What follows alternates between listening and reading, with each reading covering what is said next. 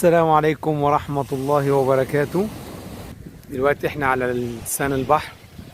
اللسانات دي موجودة يا جماعة في البحر عشان خاطر طبعا المية ما توصلش للشاليهات، فدي بتصد البحر، بتخلي الموج يرجع لورا.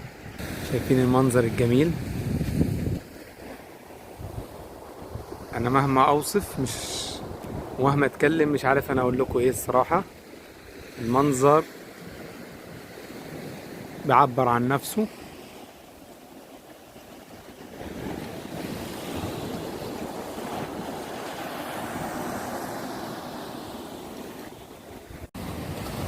زي كده ما انتوا شايفين احنا دلوقتي على شط البحر.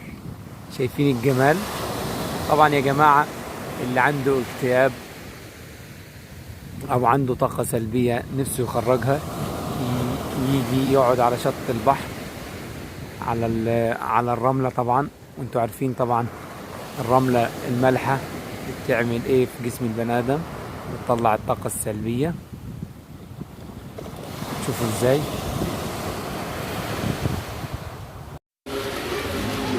يا جماعة انتوا عارفين طبعا ريحة اليود والمنظر الطبيعي، سبحان الله. طبعا انا مش قادر اوصف لكم. طبعا انتوا عارفين ريحة اليود دي لحالها كده، وانت قاعد على البحر بتستمتع بالريحة. وشايفين لون البحر ومنظر البحر والشط نظيف زي ما انتوا شايفينه جميل. ويا رب كده يعجبكم الفيديو. وده يا جماعة أحد شواطئ شمال سيناء من محافظة العريش من حي أبو صقل. شايفين؟ والله أنا الصراحة مش عارف أوصف لكم إزاي المنظر الجميل. زي ما انتوا شايفين كده المنظر قدامكم. طبعا الزلف ده يا جماعة احنا ممكن تعمل بيه أحلى مشروع. وطبعا بتلم الزلف بدون تكلفة، بتعمل بيه عصافير وبتعمل بيه مناظر طبيعية، وممكن ترسم طبعا لوح بيه. وطبعا في حاجة اسمها قرطاس البحر ده، انها تكتب بيه كل حاجة حلوة. وشايفين الرملة كيف صافية وجميلة، والمية والبحر.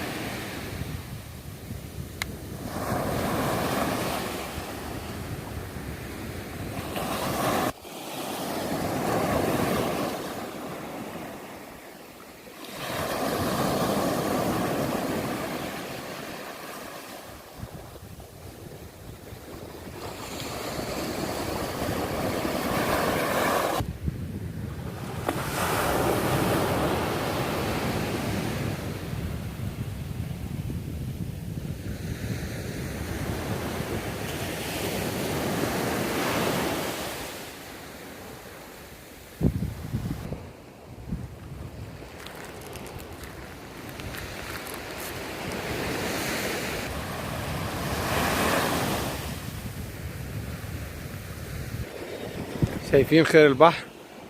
السمكة هي صاحية ما شاء الله.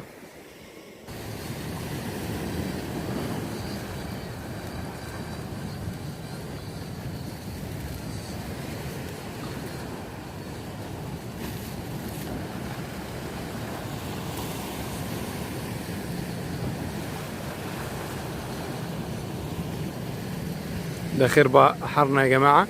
ده احنا بنقول عليه سمك بامية، وليه مسمى تاني برضو شخرم.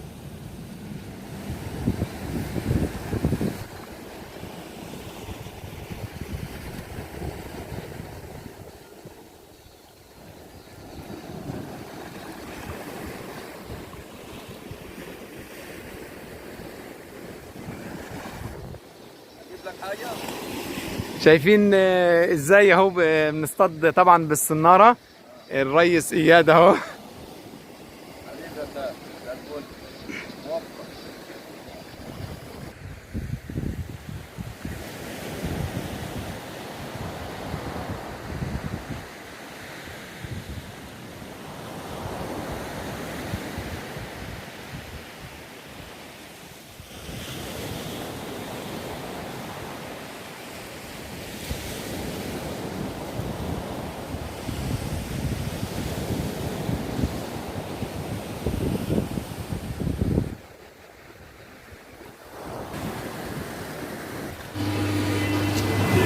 السلام عليكم ورحمة الله وبركاته. يا رب يعجبكم الفيديو، وطبعا ما تنسوش تعملوا سبسكرايب للقناة وتفعلوا زر الجرس يوصلكم كل جديد.